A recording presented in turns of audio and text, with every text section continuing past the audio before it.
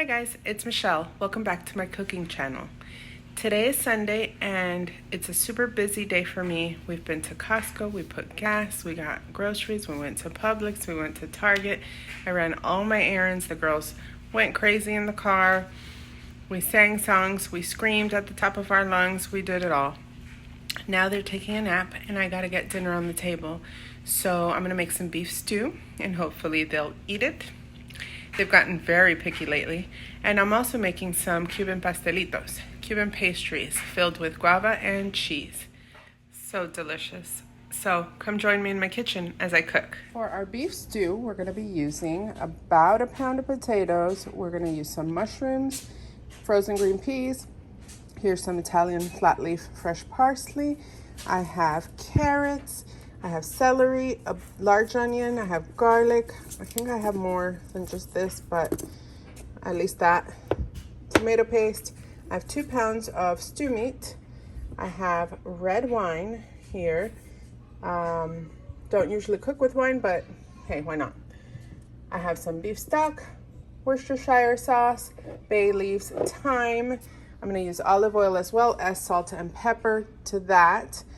Also, for our dessert, we're making pastelitos, Cuban pastries. I have puff pastry because who has time to make puff pastry nowadays? I have the guava paste. I have cream cheese. Is this off focus? A little bit. And I have turbinado sugar or sugar in the raw just to give it a little crunch and make it look nice on top. We're gonna start by browning our meat. So I'm gonna use a little bit of vegetable oil, and I cut the meat into cubes, so I'm just gonna start browning it. You want everything cut to about the same size. I know some of the cuts of beef are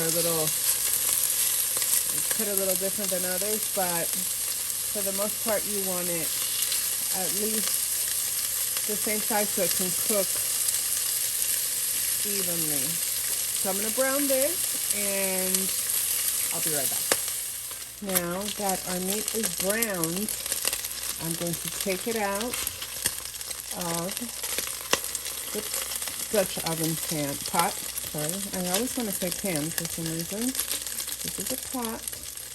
And I had the heat up, but I just lowered it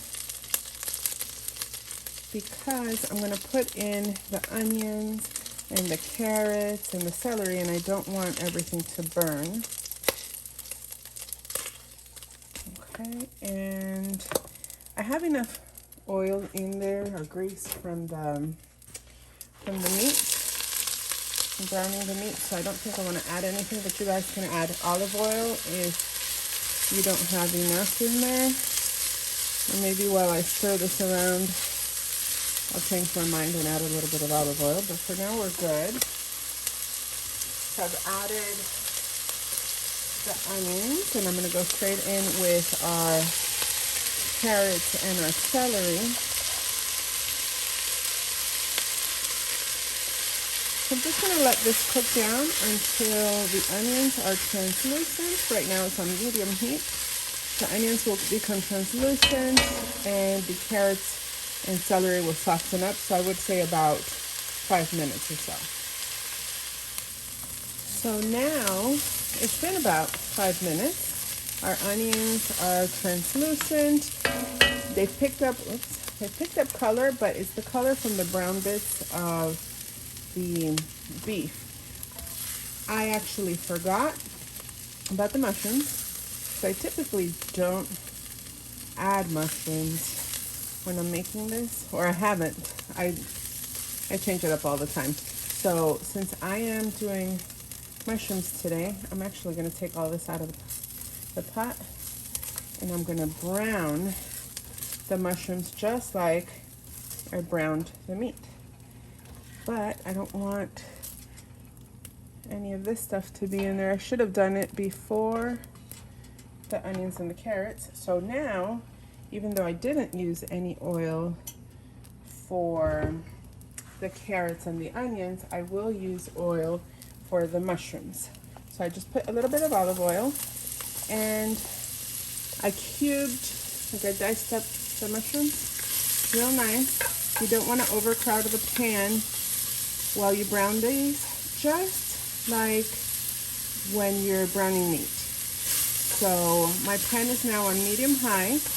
I'm gonna brown these. As you see, the pan's already getting nice and browned on the bottom. I'm gonna brown these and then I'll be right back.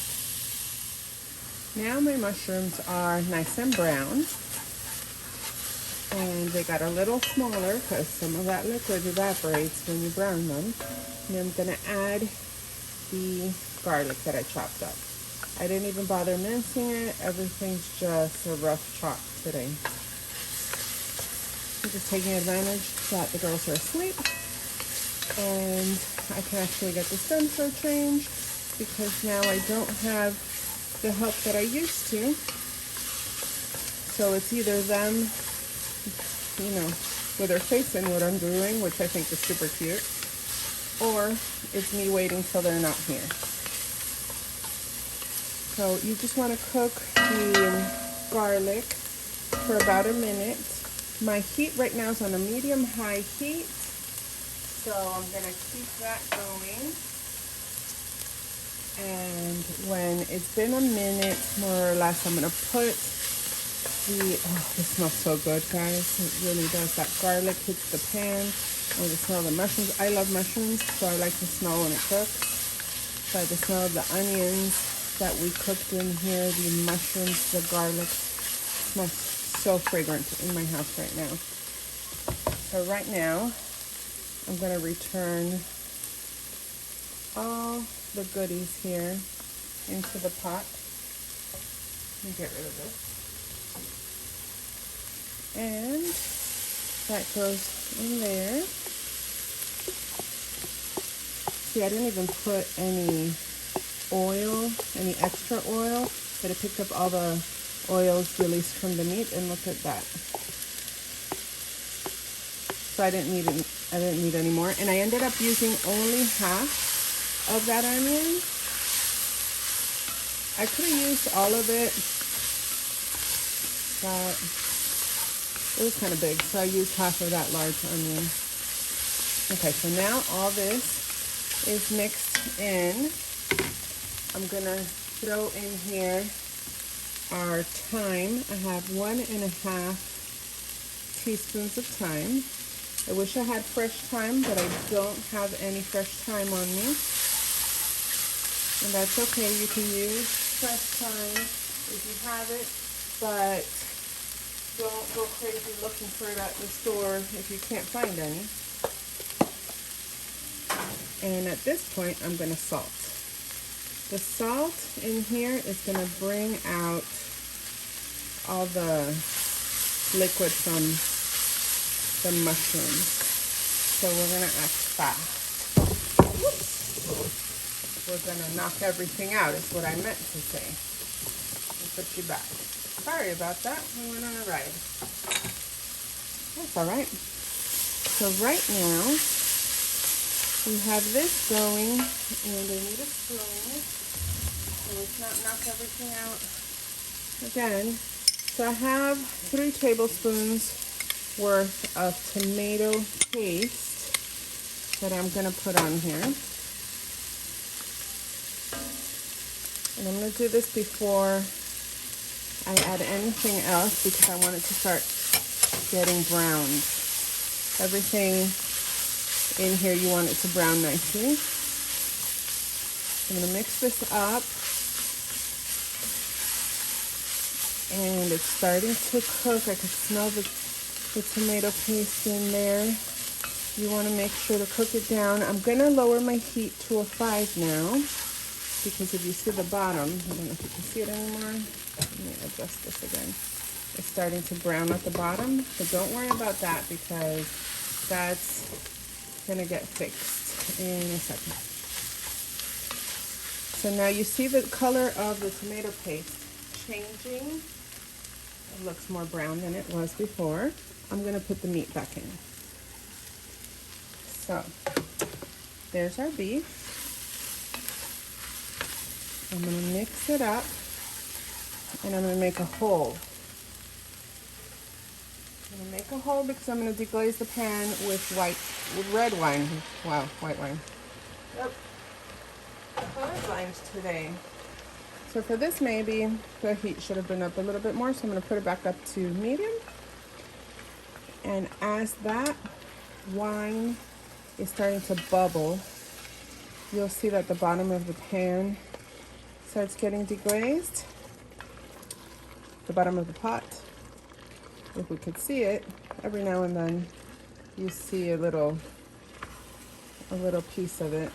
Let me see if I can get you closer again. See, it's starting to deglaze the bottom. That's all flavor, that's not burnt. But you want to make sure that it isn't burnt. And once you start smelling burnt and it starts turning all like gross, then you have a problem. Right now, we're still good. Okay, let me put you back here. And now, we're gonna hit it with our beef stock. I have unsalted beef stock, if you can read upside down. This is like 4 cups. I might want a little bit more. Okay, so I'm gonna add maybe like 2 cups of water. I'm gonna add it in here. So I'll be right back. All right, so I put 2 cups of water in here and I stirred it up, mixed it up, just to get all that beef stock out of there. At this point, I'm gonna add 2 bay leaves. They were kind of small and crunched up, so I added like 3-4 parts of a bay leaf.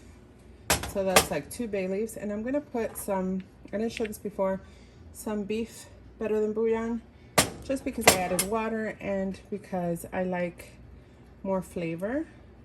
So this is a small teaspoon. I would say maybe like half a teaspoon, 3/4 of a teaspoon, not really sure. But do it to taste. And we did salt. So as we're waiting, let me get all that goodness out of there. As we're waiting for this to come to a boil, I'm going to add our Worcestershire sauce before I completely forget about that. And I'm gonna add some fresh black pepper. If you don't have freshly ground black pepper, go ahead and just use whatever black pepper you have. If you like it, if you have it, if you want to use it, go for it.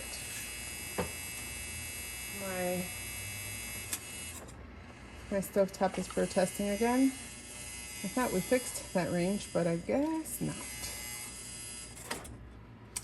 So, this is a Dutch oven cast iron pot, you guys.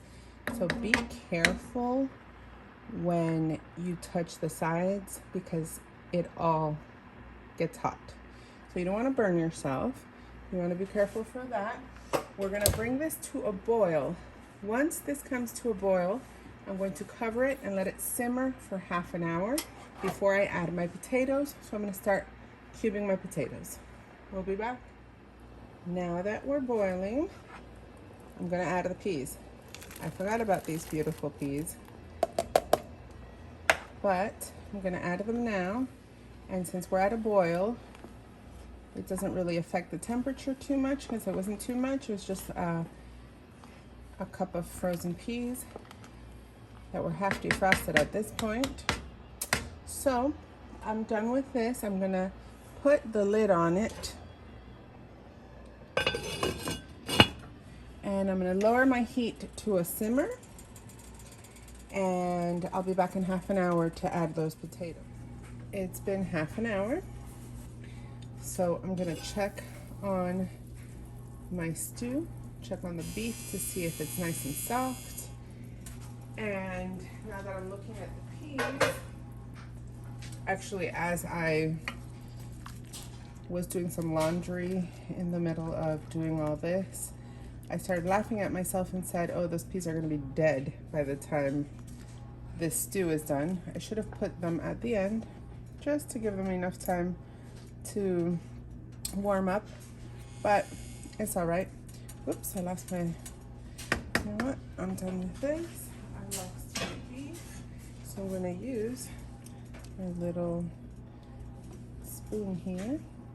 I just wanna test the meat. I just washed my hands, guys, and this is kind of hot, but I want to test the tenderness. It's not as tender as I would like. See, it's not really pulling apart. So I'm going to leave this cooking for another, 15 minutes. I'm gonna put it a little higher, my heat. I don't know.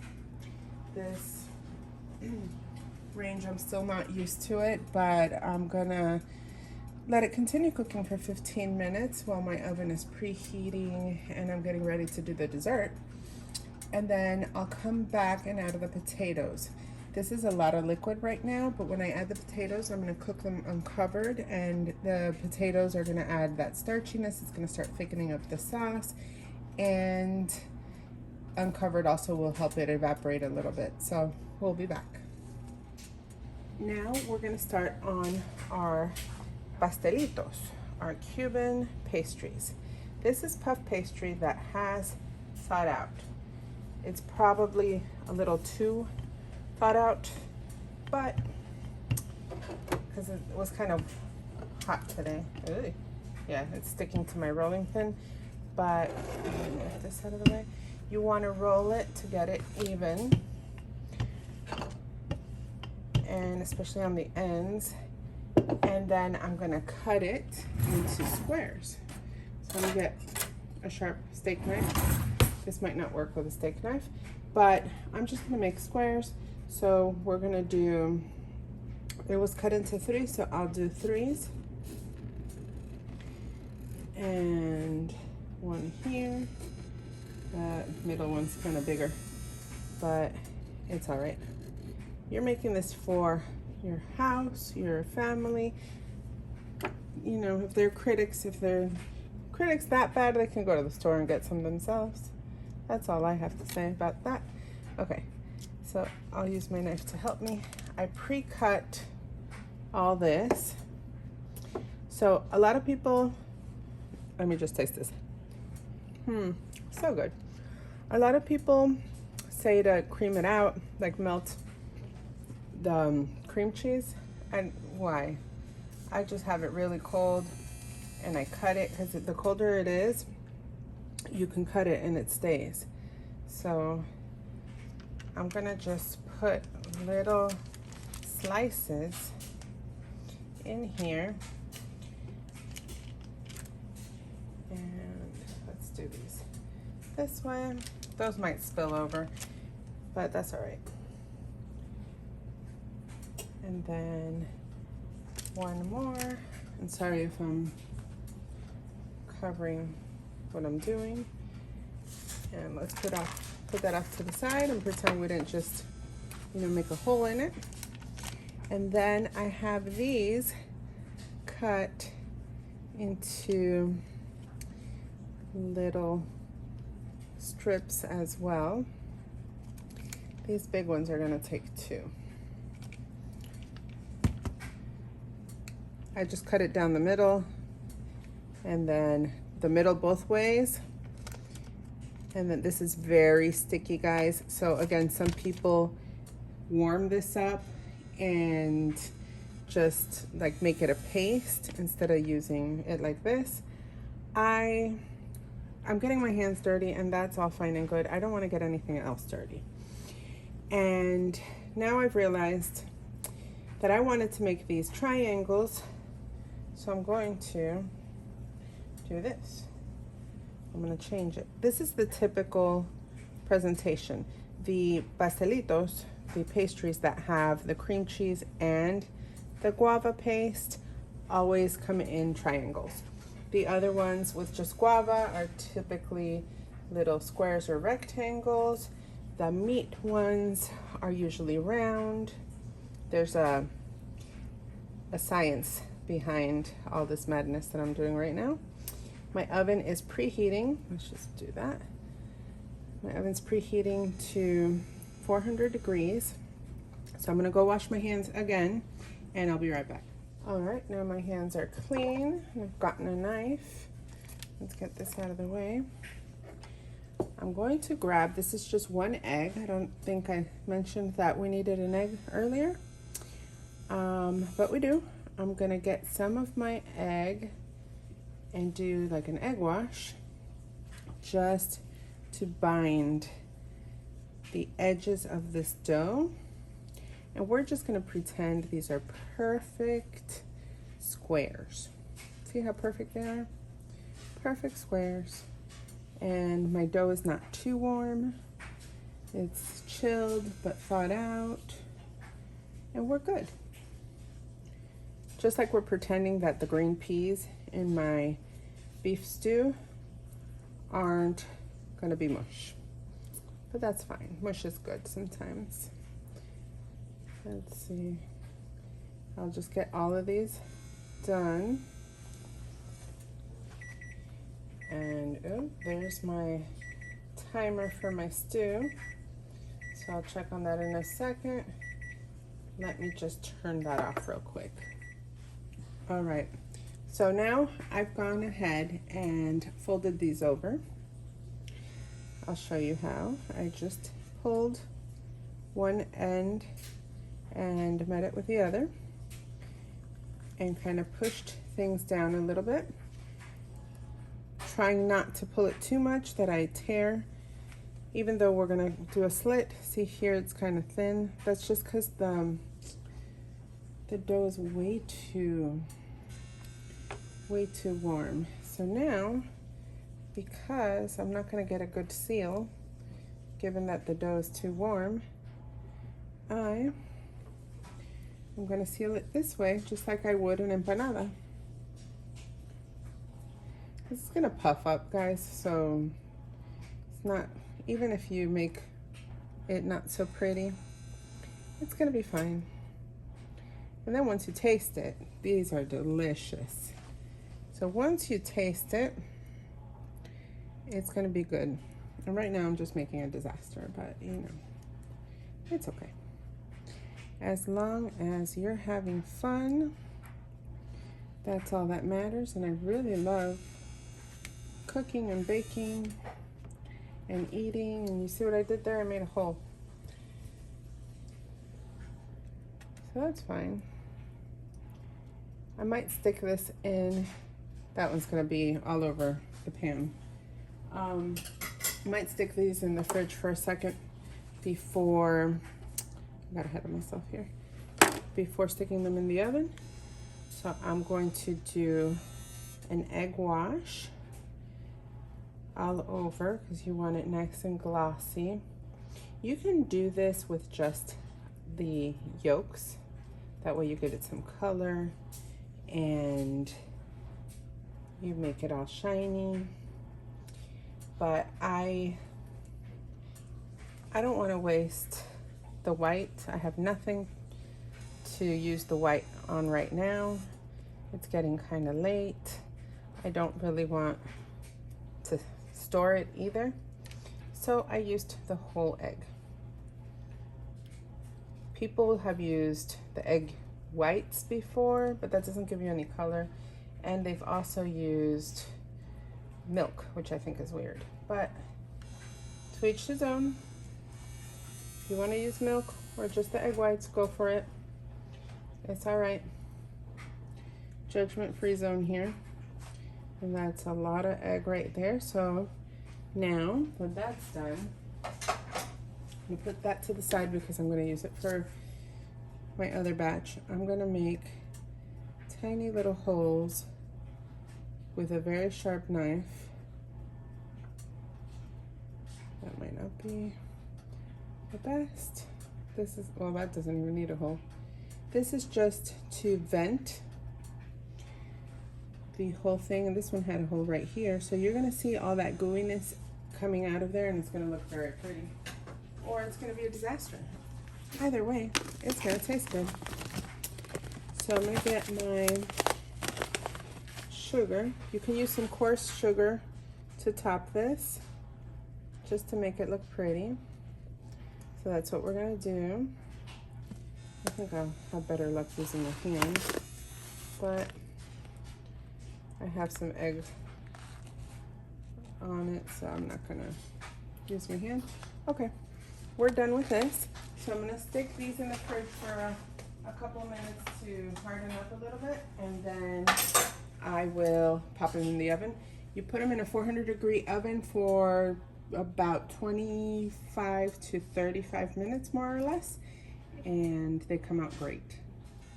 All right, so I decided against putting that in the fridge because I have no space in my fridge. And I just popped it in the oven. So it's probably gonna be 25 minutes as opposed to 30. So right now, I'm gonna stir this, and it's very watery. Very watery. So before I add the potatoes, actually, I will taste it. Let me taste this sauce. Let's see, just to make sure we have enough salt. And we don't, which is why you taste your food, guys. So you want to salt and pepper to taste. That means exactly what it says. You taste it and you adjust. So right now I'm adding potatoes, and as you know, when you cook potatoes, I'm gonna bring this up a little bit. When you cook potatoes, so now I'm at a medium heat, guys, by the way. When you cook potatoes, you need salt. And if your stew is too salty, that can be your saving grace because the potatoes absorb the salt. But if your stew isn't salty enough, the potatoes actually make it less salty.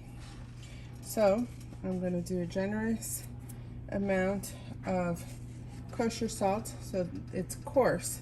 So it looks like I just added a whole, whole bunch of excess salt, but we're gonna be fine.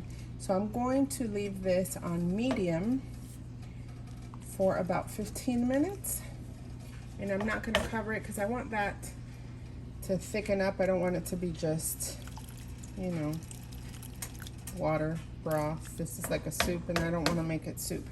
So that's one of the things with using a Dutch oven. It holds the seal and all that liquid stays in there. So I'm gonna let it cook for 15 minutes, like I said, and we'll see how it comes out. Our pastelitos should be ready.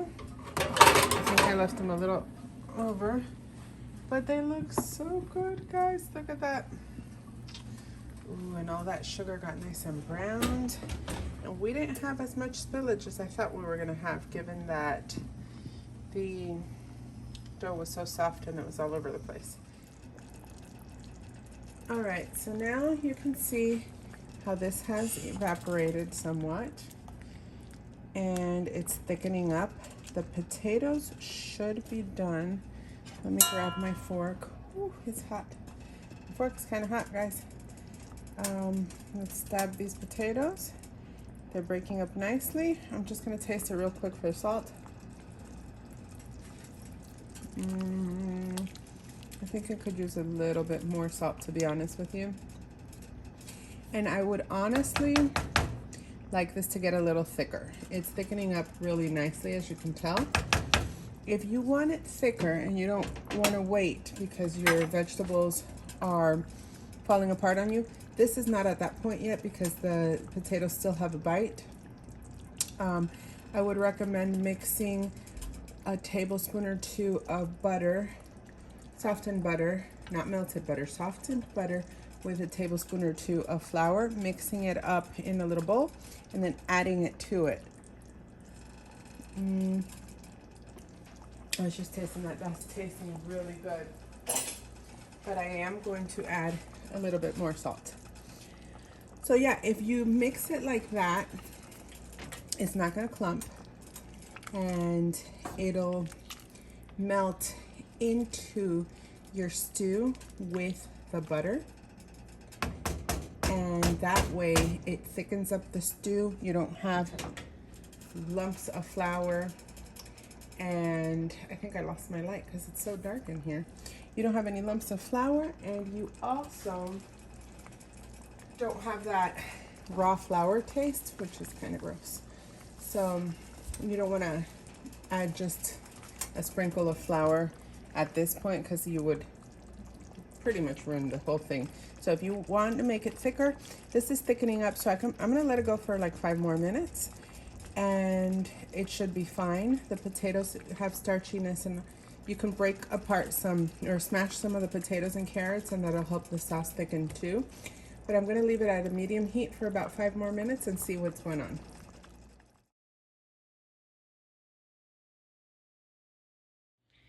All right, guys, I can't wait to taste these because look at how good they came out. Oh my goodness. They're so good. Like, I'm not even kidding.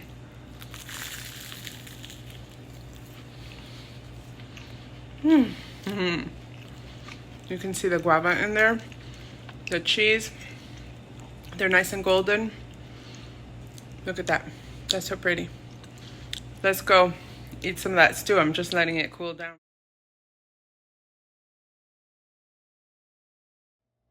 Okay guys, I'm ready to taste this. I put some parsley on it just to make it look pretty, and I'm gonna dig in. Let's see.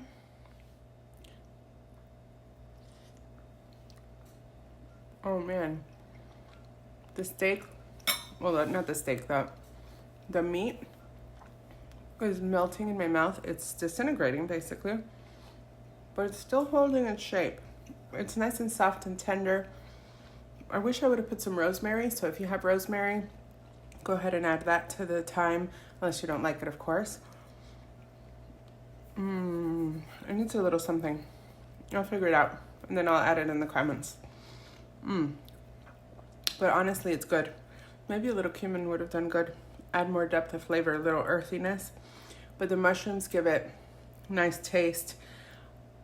All in all, I think this is a winner.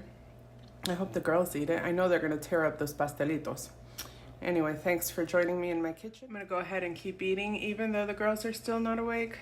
I'm sure those pastelitos are calling their names though. Go ahead and hit like below if you liked this video, and subscribe to my channel for more recipes. Bon appetit!